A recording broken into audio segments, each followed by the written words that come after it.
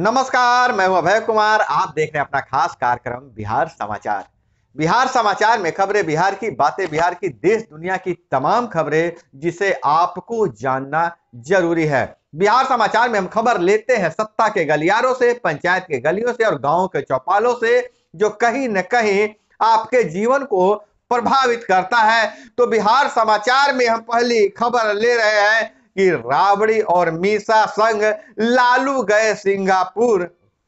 अगले महीने kidney transplant संभव है। लालू यादव की किडनी खराब हो गई है, सिंगापुर में किडनी ट्रांसप्लांट के लिए जा रहे हैं। सिंगापुर में बेटी रोहिणी आचार्य के घर पर ही ठहरेंगे राजद सुप्रीमो। जाने से पहले पार्टी नेताओं को सौंपी गई जिम्मेवारी और पार्टी के पदाधिकारियों को कार्यालय में बैठने का मिला निर्देश। एक प्रदेश उपाध्यक्ष, 2 महासचिवों को रोज प्रदेश राजद कार्यालय में बैठने की हिदायत। और भाजपा की समान नागरिक संहिता लागू करने के खिलाफ राजद नेता लेंगे शपथ। और उधर जदयू प्रवक्ताओं ने केंद्र सरकार को घेरा है, बोला है कि केंद्र सरकार की जीएसटी के नाम पर चल रही जुमलेबाजी और शेष व सर्च लगातार बढ़ रहा है, लेकिन राज्यों को नहीं मिलता उनका उचित हिस्सा। केंद्र प्री बजट बैठक के प्रदेश के वित्त मंत्री विजय चौधरी की शिकायत। और इधर हाई कोर्ट का आदेश नहीं मानने वाले रोहतास के 5 थानेदार सस्पेंड कर दिए गए हैं। जी हां, 5 थानेदार सस्पेंड कर दिए गए हैं। 4 सालों में 2 बार कोर्ट ने दिया था कब्जा हटाने का निर्देश, लेकिन थानेदार ने कब्जा नहीं हटाया तो उन्हें सस्पेंड कर दिया गया है। कोर्ट ने अंत में कार्रवाई को 8 हफ्ते का समय दिया था।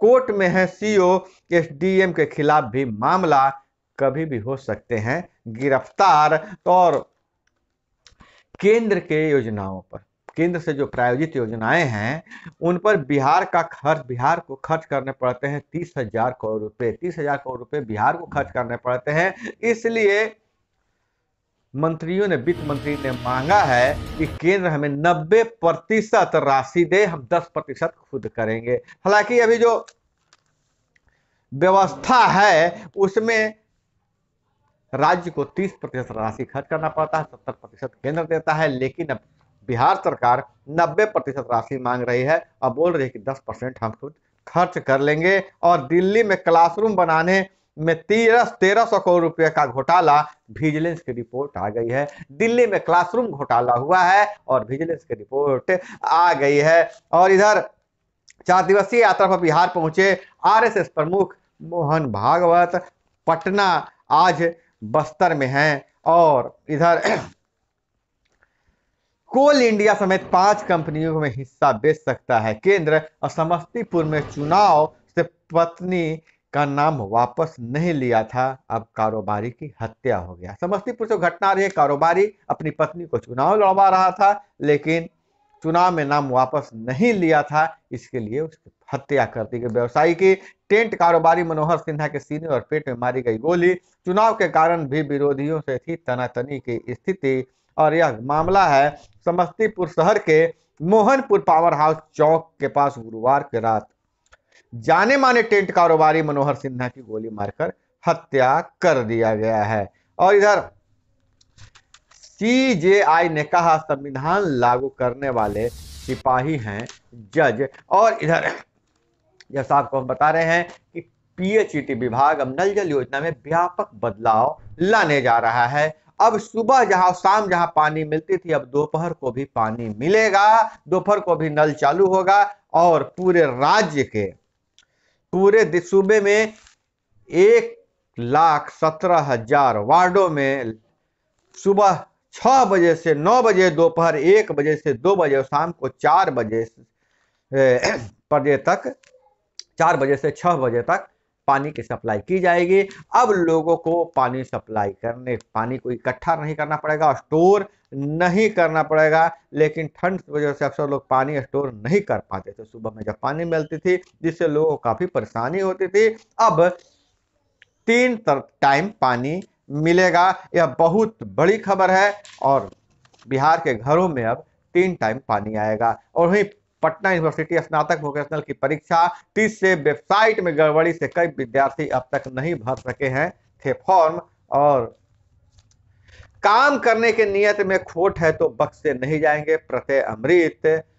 मिशन 60 की समीक्षा बैठक, राज्य के में हर साल मनेगा राज्य स्वास्थ्य दिवस, जल्द घोषित की जाएगी तिथि। बुनियादी सुविधाओं को लेकर 5 जिला बांका, भागलपुर, शेखपुरा, खगड़िया, सहरसा पुरस्कृत किए गए हैं। स्वास्थ्य विभाग के अपर मुख्य सचिव प्रत्यय अमृत ने लोगों को सम्मानित किया है। और पेपर प्लेट बनाने वाली फैक्ट्री में आग, 35 लाख की संपत्ति जलकर राख। और अभी भी बहुत बड़ी खबर निकलकर सामने यह आ रही है कि पंचायती राज मंत्री मुरारी प्रसाद गौतम का कार दुर्घटना ग्रस्त हो गया है। मुरारी प्रसाद गौतम किसी विशेष कार्यक्रम में कोइलवर जा रहे थे, इसी क्रम में उनकी कार खड्डे में जा गिरी है। बताया ऐसा जा रहा है कि मुरारी प्रसाद गौतम की कार जा रही थी, इसी बीच सामने से ट्रक अनियंत्रित हो गया। ड्राइवर ने सूझबूझ से कार को खड्डे में गिरा दिया, जिसके कारण बाल बाल बच गए मुरारी प्रसाद गौतम।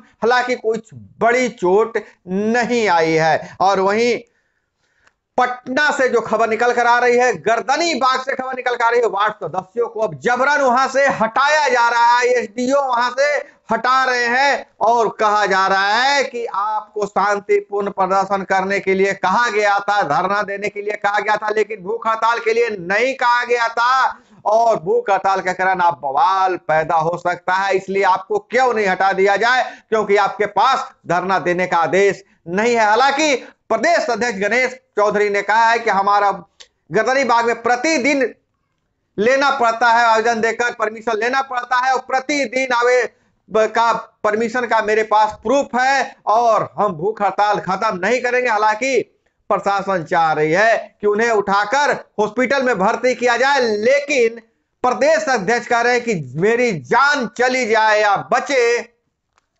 हम मांगे पूरी होने तक, अंतिम सांस तक यही रहेंगे, क्यों ना मेरी यहां मृत्यु ही हो जाए। तो यह बहुत बड़ी खबर निकल कर आ रही है वार्ड सदस्यों के हवाले से।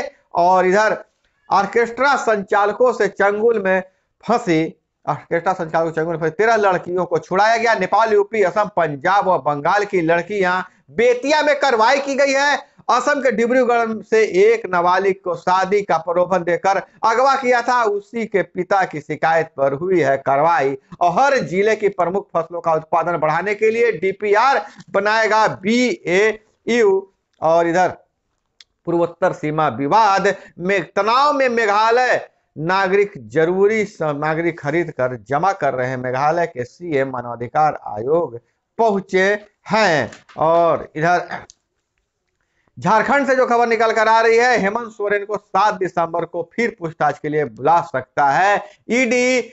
1000 करोड़ का अवैध खनन का मामला, सीएम को तीसरी बार समन भेजने की तैयारी। और इधर भाजपा विधायक की अटैच जमीन का जायजा लेने गढ़वा पहुंच गई है ईडी। और मोरबी हादसा, जो गुजरात में पुल हादसा हुआ था, उस पर कोर्ट का बहुत ही तख्त टिप्पणी आई। हाईकोर्ट नाराज है, कह रहा है जितना मुआवजा मिला है उतना मुआवजा में तो किताबें भी और स्कूल ड्रेस भी बच्चों को नहीं आएंगे। हम आपको बता दें कि कई बच्चे इस हादसे में अनाथ हो गए हैं, जिनके माता पिता दोनों चले गए या जिनके सिर्फ माता या पिता चले गए हैं। तो दोस्तों, यह थी वो तमाम खबरें जो आपको जानना जरूरी था। इसी तरह से खबरों के लिए जुड़े रहिए हमारे साथ। मिलते हैं अगले वीडियो में। जय हिंद, वंदे मातरम।